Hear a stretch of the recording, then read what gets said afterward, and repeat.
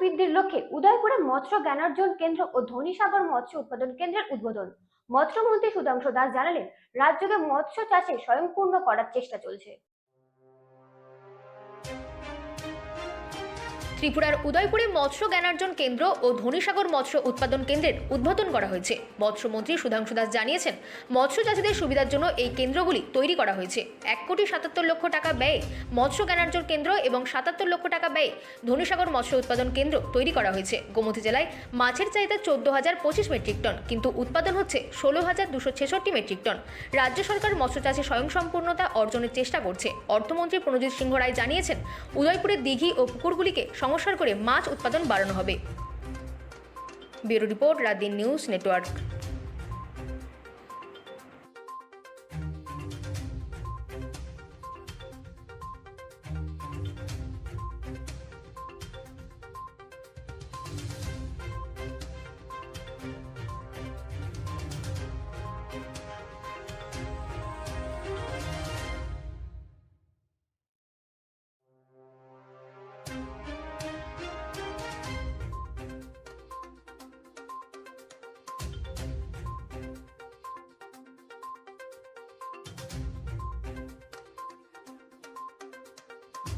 এই ফিশিকালচার knowledge centre আমাদের ত্রিপুরা সরকারি ফিশারি ডিপার্টমেন্টের পক্ষ থেকে 2023-24 অর্থ বছরে আমরা তার স্যাংশন দিয়েছি।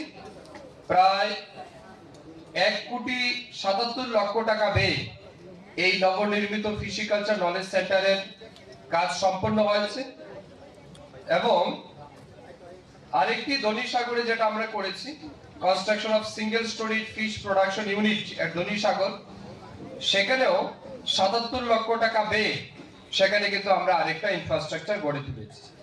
আমরা জানি, মাননীয় ডেপুটি ডাইরেক্টর মহোদয় বক্তব্যে বলেছেন, আমাদের রাজ্যে 8টি জেলার মধ্যে সবচেয়ে বেশি মাছ উৎপাদন যে জেলার মধ্যে হয় সেই জেলা হচ্ছে গোমতী জেলা। অর্থাৎ ফিশারি দপ্তরের তথ্য অনুযায়ী আমরা দেখছি যে পরিমাণ মাছ আমাদের প্রয়োজন। যেমন ধরুন, ফিশারি দপ্তরের তথ্য অনুযায়ী আপনাদের জেলায় মাছের প্রয়োজন আছে 14,225 মেট্রিক টন।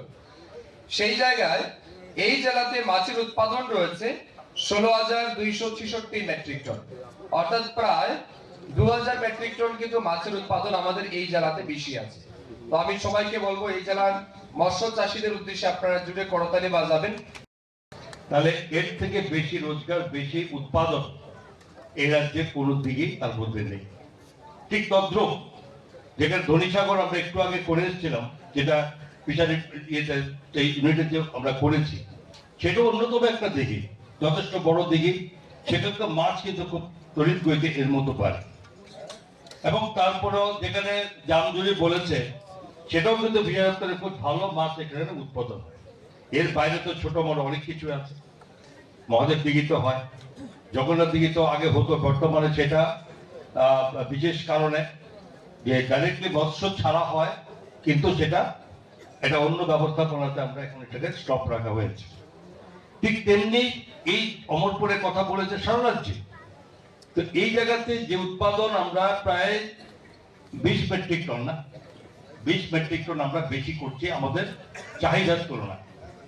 রাজ্যের মধ্যে বলতে গেলে এখনো যে পরিমাণ প্রতিটা মানুষ মাথা পিছু সারা বছরে যখন ধরা হয়, এবং তার সঙ্গে সারা বছরে যেটা আমাদের প্রয়োজন সেটা কিন্তু আমাদের রাজ্যে আজকেও আমরা।